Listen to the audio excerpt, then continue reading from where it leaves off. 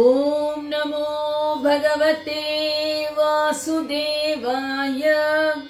వసుదేవసుతం దేవం కంసచాణూరమర్దనం దేవకీ పరమానందం కృష్ణం వందే జగద్గురుం.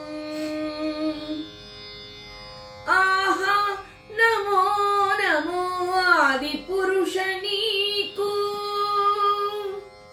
ఆహా నమో నమో ఆది పురుష నీకు. ఈహన నేనెంత వాడనెట్లుగాచితివి. ఆహా నమో నమో ఆది పురుష నీకు. లోకములు లోన నించుకున్న నీవు ఈకడ నా ఆత్మలోన నెట్టడగితివి.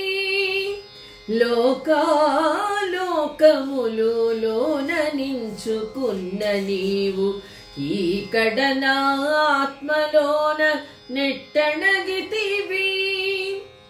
ఆకడ వేదములకు అగోచరమైన నీవు. ఆకడ వేదములకు అగోచరమైన నీవు. వాక్కుచే నీ నామము వడినేట్టనగితివి. ఆకడ వేదములకు అగోచరమైన నీవు. వాక్కుచే నీ నామము వడినేట్టనగితివి. ఆహా నమో నమో ఆది పురుష నీకు. నమో ఆది పురుష. నమో ఆది పురుష.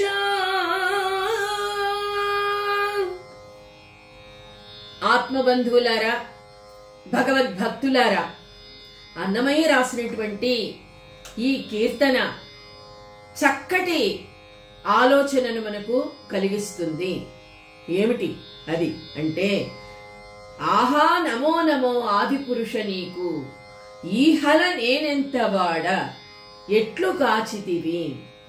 ఈ సమస్తమైనటువంటి లోకాలలో, ఈ 14 లోకాలలో ఈ భూలోకం ఎక్కడ ఉంది? అందులో నేనెక్కడ ఉన్నాను? నేనెంతటి వాడిని?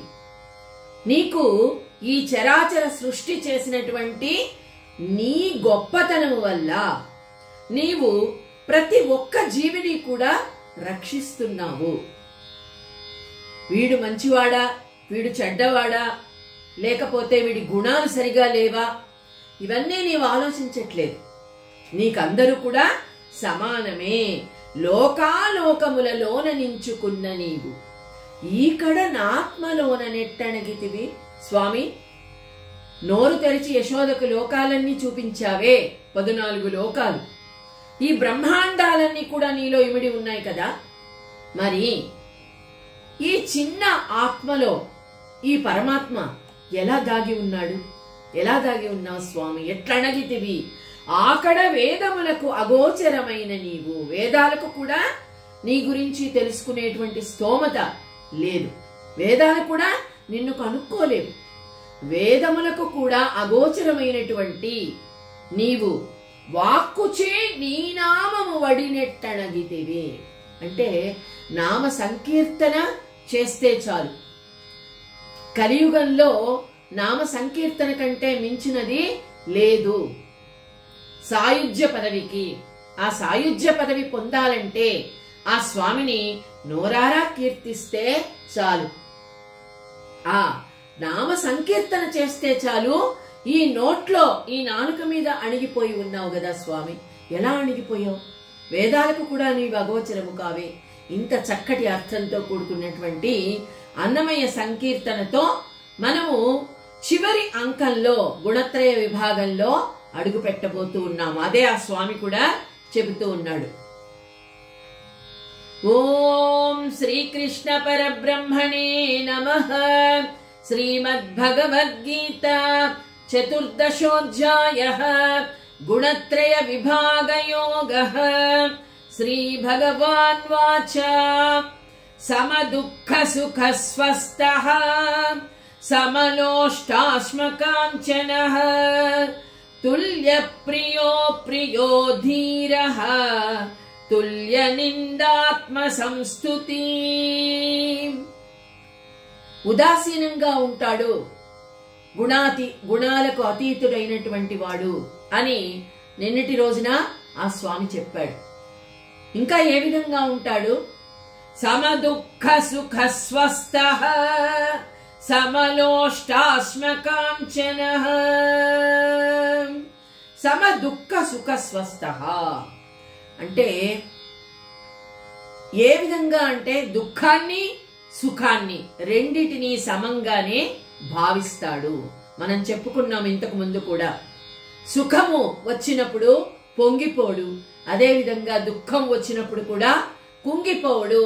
ఈ జీవితం ఇంతే కదా, ఇక నా జీవితం అంతా ఈ సమస్యలేనా, ఈ బాధలేనా, ఇలాగే ఉండాలా అన్న బాధ ఉండదు. చాలా సుఖాన్ని పొందినప్పుడు, ఏదైనా సాధించినప్పుడు దానికి కూడా పొంగిపోడు, పొగడ్తలకి పొంగిపోడు. అందరూ పొగుడుతూ ఉన్నారు, అబ్బా నీ అంతటి వాళ్ళు లేరు అనగానే అహంకారము వచ్చేస్తుంది సామాన్యమైనటువంటి మనలాంటి మానవులకు. కానీ ఈ గుణాలకు అతీతుడైనటువంటి వాడు సుఖాన్ని దుఃఖాన్ని రెండిటిని సమంగానే భావిస్తాడు. స్థావర సంగమ జగత్తు మొత్తము కూడా ఆత్మతత్వంగానే భావిస్తాడు. మనం ఉన్నటువంటి జగత్తు స్థావర జంగమ జగత్తు, అన్నిటితో కలిసి ఉన్నాం. మనం సమాజంలో ఉన్నాం, మంచి చెడ్డలన్నీ కూడా చూస్తూ ఉన్నాం. కానీ ఏది జరిగినా మనం వెంటనే ప్రభావము మన మీద పడుతుంది, మన పనుల మీద పడుతుంది, మన ఇంద్రియాల మీద పడుతుంది, మన ఆరోగ్యం మీద పడుతుంది. వెంటనే కుంగిపోతాం.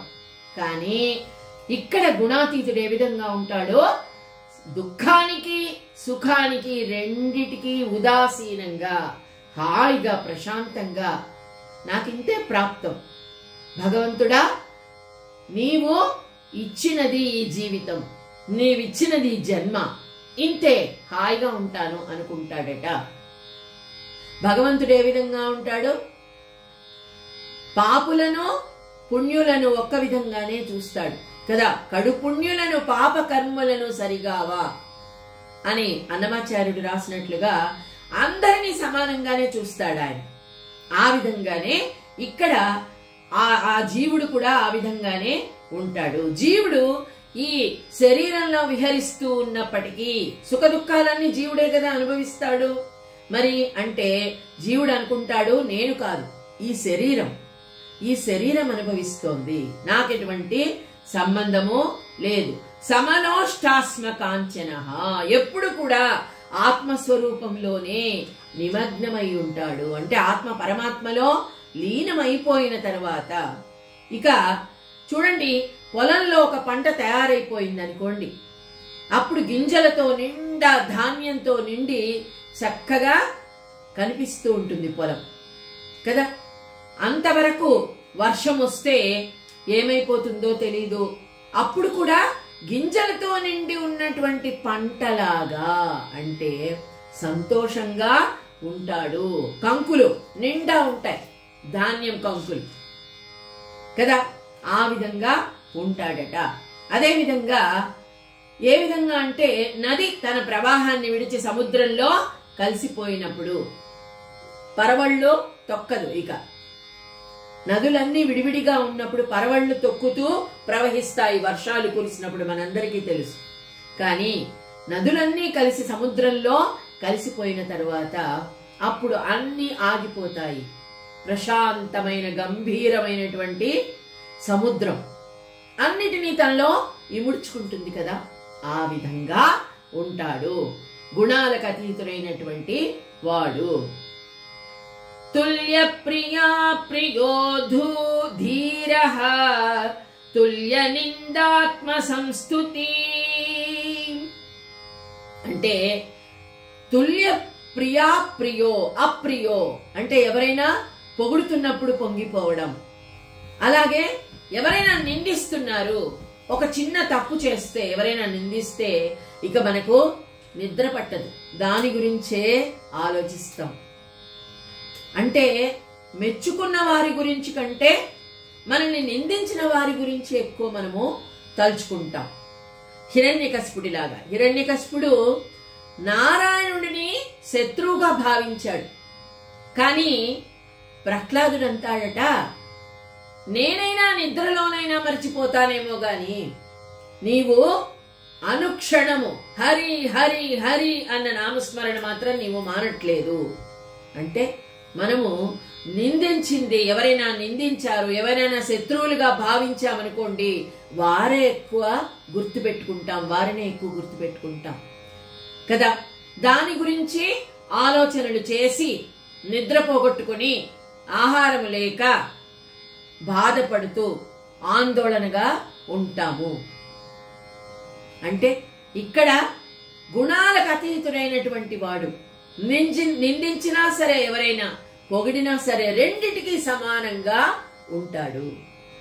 పొంగిపోడు, అలా అని కుంగిపోడు కదా, ఆ విధంగా ఉంటాడట. ధీరస్తుల్య నిందాత్మ సంస్తుతి. ఇదే విధంగా ద్వంద్వాలు రెండు అంటే జీవితంలో వస్తూ ఉంటాయి, పోతూ ఉంటాయి, సుఖ దుఃఖాలు రెండు. అలాగే తుల్య నిందాస్తుతి, స్తుతి నింద. ఒకసారి పొగుడుతూ ఉంటారు, ఆ జనాలే మళ్ళీ కూడా నిందిస్తూ ఉంటారు మనం ఏదైనా తప్పు చేస్తే. కానీ రెండింటినీ సమానంగా భావించిన వాడే గుణాతీతుడు. స్వర్గ సుఖాలు తమంత తాము ఎదుటిగా వచ్చినా సరే, అదే విధంగా పులి వచ్చి మీద పడినా సరే భయపడడు, రెండిటికి ఒకే విధంగా ఉంటాడు. ఎలాగంటే వేయించబడినటువంటి గింజ మళ్ళీ దాన్ని భూమిలో పాతితే అది ఎప్పటికీ మొలకెత్తదు. గింజ బీజాన్ని ఏ విధంగా మనము చాలా స్వచ్ఛంగా లేతగా ఉన్నప్పుడు దాన్ని భూమిలో నాటి నీళ్లు పోసినప్పుడు మొక్క మొలుస్తుంది. కానీ అది ఎండిపోయి దాన్ని వేయించి ఆ గింజను వేసినట్లయితే ఏ మొక్క కూడా రాదు. అంటే దానిలో మొలకెత్తే స్వభావము కరిగిపోయింది, కాలిపోయింది. అలాగే అన్ని స్వభావాలు, మానసికమైనటువంటి రుగ్మతలు అన్ని వదిలేస్తాడు గుణాతీతుడు, హాయిగా ఉంటాడు. అయితే ఎవడైనా అతనిని బ్రహ్మ అని గొప్పగా పొగిడినా, నీచుడు అన్నా సరే రెండిటిని సమానంగా ఎలా ఉంటాడంటే బూడిద రాశి వలె మండడు. అంతే కదా, మండే వరకే మంట కనిపిస్తుంది. ఏది మనము అగ్నిలో వేసినా కాలి బూడిదే అవుతుంది, చివరికి బూడిదే మిగులుతుంది. మనుషులు కూడా అంతే. రాజులైనా సరే, ఎవడైనా సరే ఆ శ్మశానంలోకి వెళ్ళిన తరువాత 3 అడుగుల నేల వారికి అంతే కదా. అది కూడా అన్నమయ్య రాశాడు కదా. రాజైనా సరే, బంటైనా సరే, ఇద్దరికి అక్కడ ఒకే సింహాసనం. చైతన్యాన్ని కోల్పోయిన తర్వాత ఎవడైనా సరే, రాజైతే ఇంట్లో ఉంచుకుంటారా, సింహాసనం మీద కూర్చోబెడతారా? చైతన్యం నశించిన తరువాత ఎవరైనా ఒక్కటే బూడిదగా మారిపోతుంది. ఆ విధంగా ఉంటాడు. దీపమే వెలిగించబడనట్టులా, సూర్యుని ఇంట ఎన్నడును చీకటే ఉండనట్టులా. సూర్యుడి వెలుగు ఎప్పుడు ఉందనుకోండి ఒక గుడిసెలో, వాళ్ళకి దీపాలతో అవసరం ఉందా? అవసరమే లేదు. ఆ విధంగా ఉంటాడట. మానవమానయోస్తుల్య తుల్యో మిత్రారి పక్షయోః సర్వారంభ పరిత్యాగి గుణాతీతః స ఉచ్యతే. మానవమానయో, కొంతమంది పూజిస్తారు గొప్పవాళ్ళని, ఉత్తమ పురుషులని, కాళ్ళు కడుగుతారు, పూజ చేస్తారు. కానీ వాళ్ళు దానికి సంతోషించరట. గొప్పవాళ్ళైన వాళ్ళు, పుణ్యాత్ములు, రెండిటినీ ఒక విధంగానే తీసుకుంటారు. కొంతమంది అవమానపరుస్తారు, ఏమీ తెలియదు వాళ్ళకి, ఏదేదో చెబుతున్నారు అని అవమానిస్తారు. కానీ ఆ రెండింటినీ సమానంగానే తీసుకుంటారు. ఉత్తమ పురుషులు. మానామ మానయో తుల్య తుల్యో మిత్రారిపక్షయో. అంటే ఈశ్వరుడని పూజించినా సరే, లేదు వాడు ఉత్త దొంగ, అన్ని అబద్ధాలే చెప్తాడు అని కొంతమంది అవమానిస్తారు. వాళ్ళకి దానివల్ల నష్టమేమీ లేదు. వాళ్ళు ఏం చేయదలుచుకుంటారో, జీవితంలో ఏం సాధించదలుచుకుంటారో అదే చేసి చూపిస్తారు ఉత్తమ పురుషులు. అదే ఇక్కడ చెప్తున్నాడు. అయితే సర్వారంభ పరిత్యాగి గుణాతీత సౌచ్యతే. అయితే కొంతమందికి మిత్రులు వచ్చి కలుస్తూ ఉంటారు, చాలా మంది.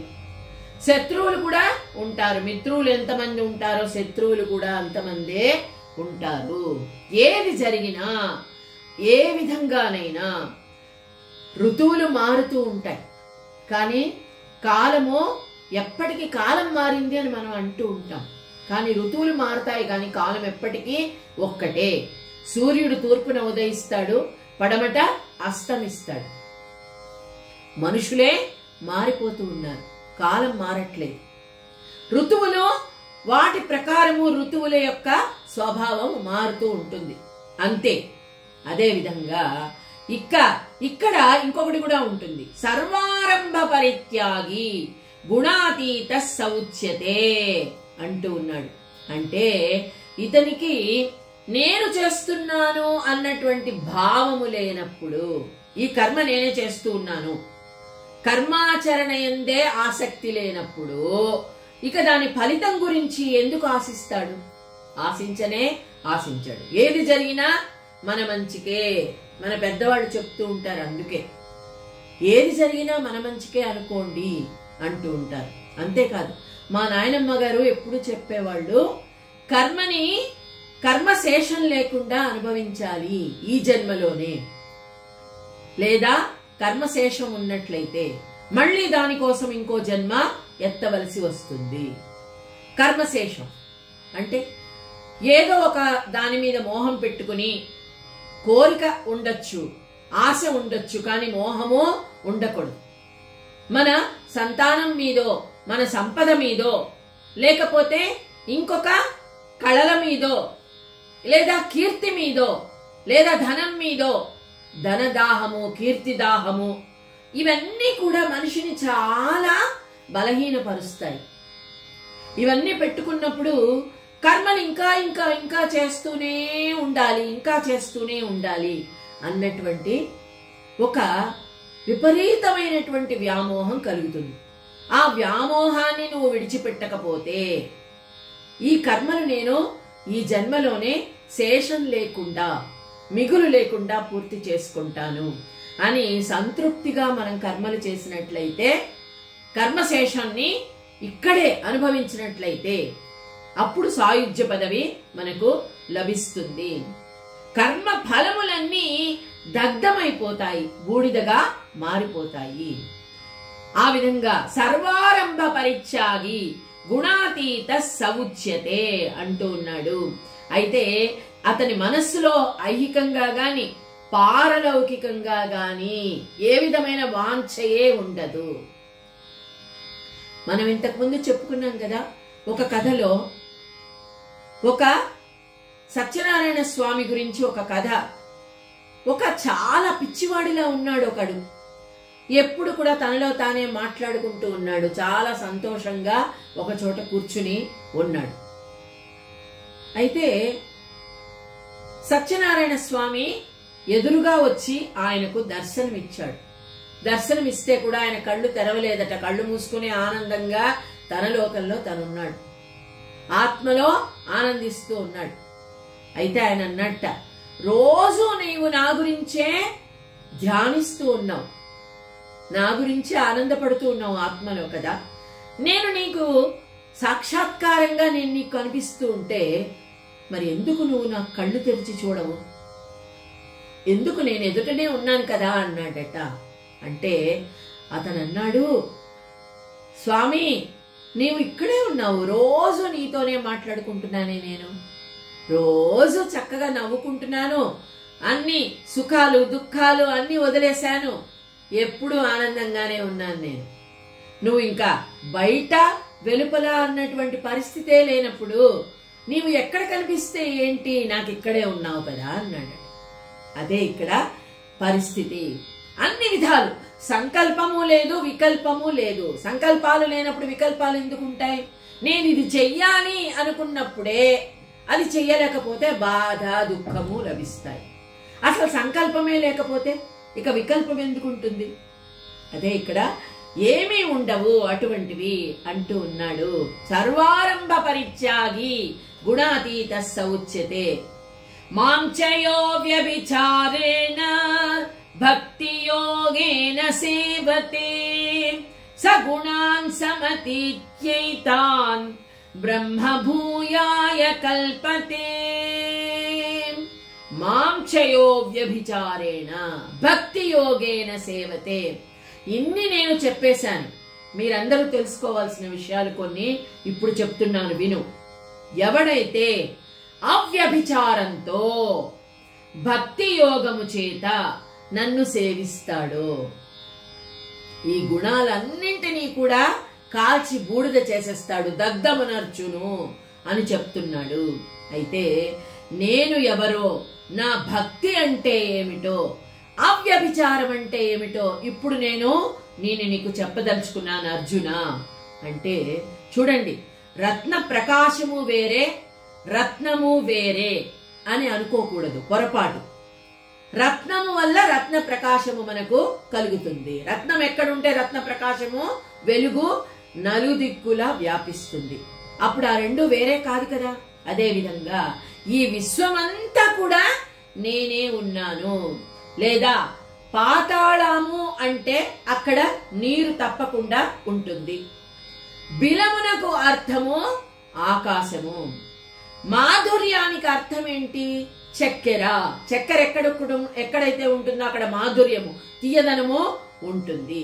అదే విధంగా జ్వాల, జ్వాల ఎక్కువ కనిపిస్తోంది అంటే అక్కడ అగ్ని ఉందని అర్థము.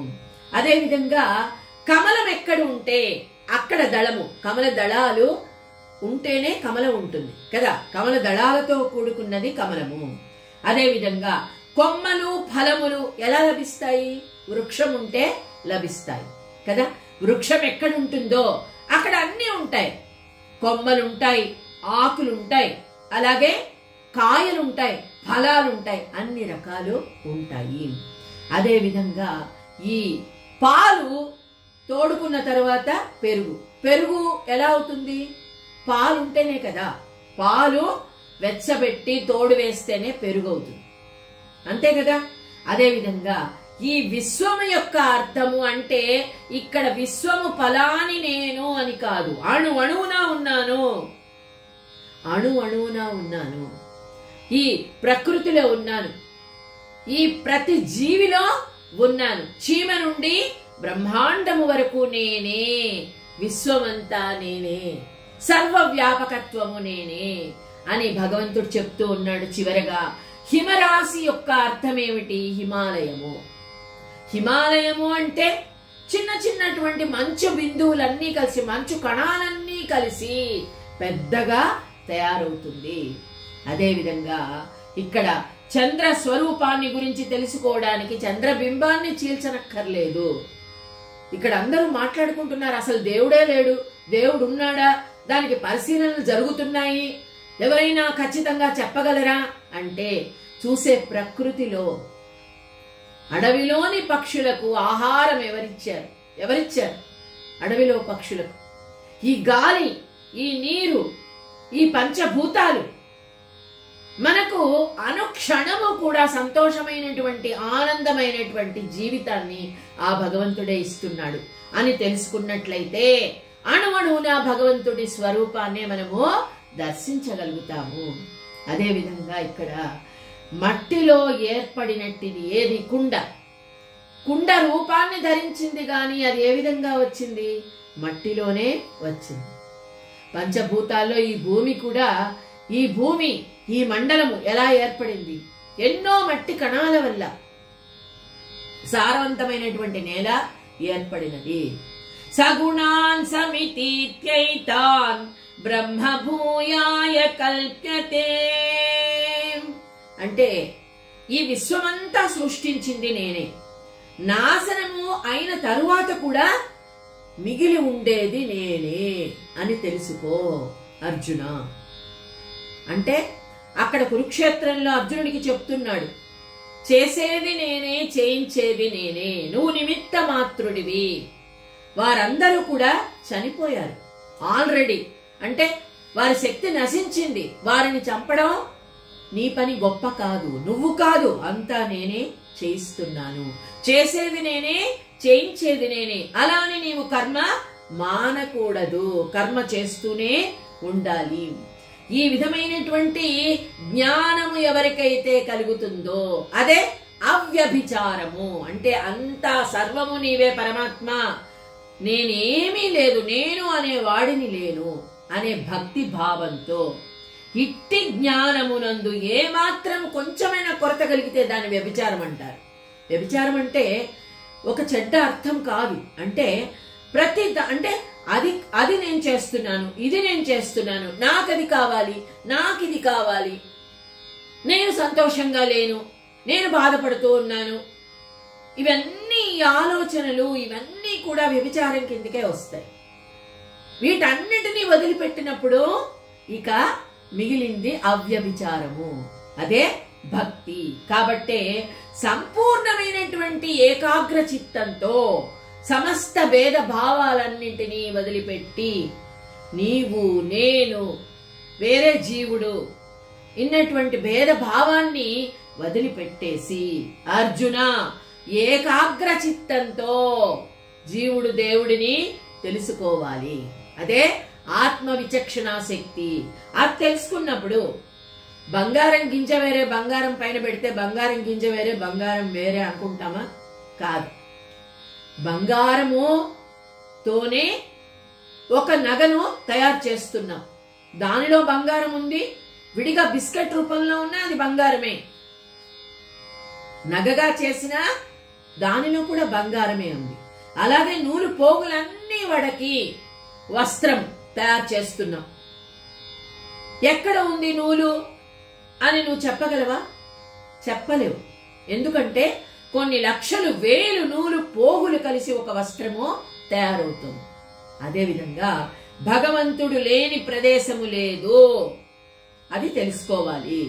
ఇక్కడ తేజస్సు నుండి బయలువెడలి మరల తేజస్సునందే లీనమైనది దాన్ని ఏమంటారు? కిరణం అంటారు. అంతే కదా. ఒక గొప్ప వెలుగు వచ్చిందంటే ఎన్నో తేజో కిరణాలు కలిస్తేనే ఒక తేజస్సు వస్తుంది. అలాగే పృథ్వీ తలంతో మనం చెప్పుకున్నాం, సూక్ష్మ కణాలన్నీ ఎన్నో కలిస్తేనే కాని మట్టిగా తయారవదు. హిమాలయంలో హిమకణములు ఏ విధంగా ఉంటాయో అయితే దాన్ని ఏకత్వ భావంతో ఆనందపూర్ణ వృత్తినే భక్తిని అంటారు. భక్తి అంటారు. ఏమిటి అంటే సర్వత్రా ఆ భగవంతుణ్ణి చూడగలిగేదే భక్తి తత్వము. అయితే నూతి ముఖమును ఆకాశమును కలుపుటకు ఏ విధమైన అతుకు లేదు, అయినప్పటికీ రెండూ కలిసి ఉంటాయి. నూతి ముఖము, ఒక నొయ్యి ఉంది, ఆకాశం ఉంది, రెండిటికి ఏమైనా మనం కలుపుతున్నామా? రెండింటిని దానిలో చూసినప్పుడు నూతిలో ఆకాశంలో ఉండేటువంటి సూర్యుడి ప్రతిబింబం దానిలో కనిపిస్తుంది. అదే విధంగా జ్ఞాని అయినటువంటి పురుషుడు కూడా ఏ అతుకు లేదు అంటే ఆత్మతో ఆయన కనెక్ట్ అవుతాడు. ఆ కనెక్ట్ అవడానికి మనం ఎన్నో విధమైనటువంటి సాధనాలు మనం చూస్తూ ఉన్నాం. దానికే ధ్యానం చెయ్యండి. ధ్యానము, ఆ ధ్యానము వల్ల ఆత్మ పరమాత్మతో లీనమవుతుంది. కానీ ఈ విషయాలన్నీ కూడా ముందు తెలుసుకుంటే మరి ఆ పరమాత్మ ఎందుకు చెప్పాడు అర్జునునికి ఇంత పెద్ద భగవద్గీతను, ఇన్ని యోగాలను అంటే అన్నిటినీ తెలుసుకో. అనుభవైక వేద్యం కావాలి అంటే సాధన చెయ్యాలి. దానికే అష్టాంగ యోగాలు, అలాగే ధ్యానము, ఇవన్నీ కూడా మనకు అందరూ కూడా చూపిస్తూ ఉన్నారు. సంతోషంగా ఎలా ఉండాలి, ఆత్మస్వరూపాన్ని నిన్ను నువ్వు తెలుసుకో, ఇదంతా మిథ్య, రకరకాలైనటువంటి సాధనాలు దానికి ఉండాలి. సోహం ఈ వృత్తి ఒక మారు ఏర్పడినట్లయితే మానవుడు తనంత తానే పరమాత్మలో లీనమైపోతాడు. సోహం అంటే ఈ శరీరము నాది కాదు, ఈ ఉన్నటువంటి వృత్తులన్నింటినీ కూడా నెగటివ్ థింకింగ్, నెగటివ్ ఆలోచనలు, వీటన్నింటినీ నేను విడిచిపెట్టేస్తున్నాను. ఇవన్నీ నా ఆత్మలో నుండి బయటికి పంపించేస్తున్నాను. ఈ వృత్తి, దీనివల్ల ఆత్మ పరమాత్మతో సులభంగా లీనమైపోతుంది. ఉప్పు కళ్ళు ఏ విధంగా నీటిలో కలిసిన తర్వాత చూడండి, సముద్రంలో తీసుకెళ్లి పడేయండి, కొన్ని బస్తాల ఉప్పు కరిగిపోతుంది. కరిగిపోయి ఉప్పును నీటిని వేరు చేయగలమా?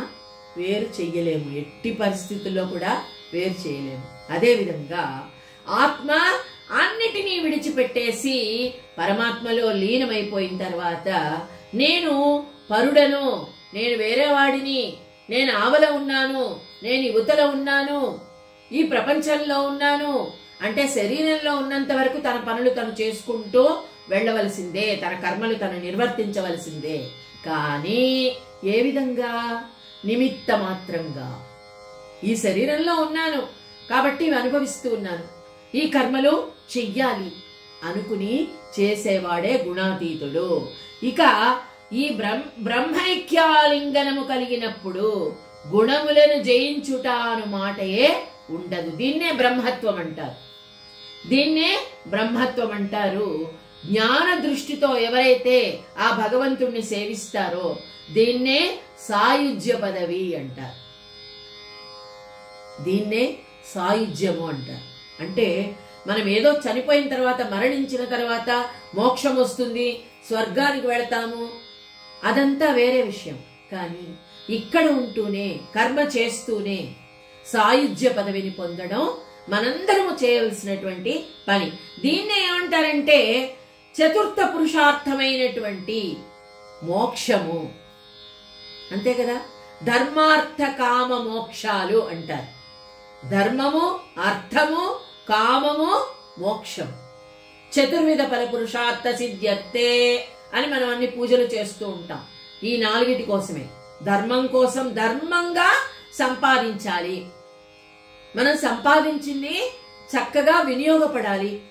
అలాగే కామము, కామము కూడా ధర్మంగా, అందుకే వివాహం చేసుకోవాలి, భార్య భర్తలు సంతోషంగా ఉండాలి, ధర్మంగా సంసారాన్ని చెయ్యాలి, దానిలోనే ఆనందాన్ని అనుభవించాలి. అది కామం. మోక్షం అంటే ఇదే సాయుజ్య పదవి. అన్నిటినీ చేస్తూ కూడా అన్నిటినీ విడిచిపెట్టేసి హాయిగా ఆనందంగా ఉండడం, దీన్నే మోక్షం అంటారు. ఇంత మాత్రం చేత నేనే సాధనా మాత్రుడిని అని మాత్రం అనుకోవద్దు. భగవంతుడే కదా, కళ్ళు మూసుకొని కూర్చుందాం, అన్ని ఆయనే చేసేస్తాడు అని అనుకోకూడదు. మన ప్రయత్నం మనము చెయ్యాలి. ప్రతి కర్మ కూడా నీవు సంపూర్ణంగా మనస వాచ కర్మణ చక్కగా నిర్వర్తించాలి. ఫలితాన్ని భగవంతుడికి విడిచిపెట్టాలి అని చెప్తున్నాడు. బ్రహ్మణో హి ప్రతిష్టాహం అమృతస్య వ్యయస్య చ శాశ్వతస్య చ ధర్మస్య సుఖస్యైకాంతికస్య చ. అర్జున, బ్రహ్మకర్తము నేను, మరి ఈ విధమైన శబ్దములన్నింటి అభిప్రాయము నేనే అగును. బ్రహ్మ అన్నా నేనే. మరి నేనే అంటే ఆ స్వామి ఏ విధంగా ఉన్నాడు? ఆ మహాలక్ష్మిని తన వక్షస్థలంలో కూర్చోబెట్టుకున్నాడు. ఆ బ్రహ్మ ఆయన బొడ్డు నుండి ఉద్భవించినటువంటి పద్మంలో నుండి ఉద్భవించాడు. మరి నేనే బ్రహ్మని అంటున్నాడు, నేనే అన్ని విశ్వాన్ని అంటున్నాడు. అంటే కారణ కార్యము అన్నీ కూడా ఆ భగవంతుడే.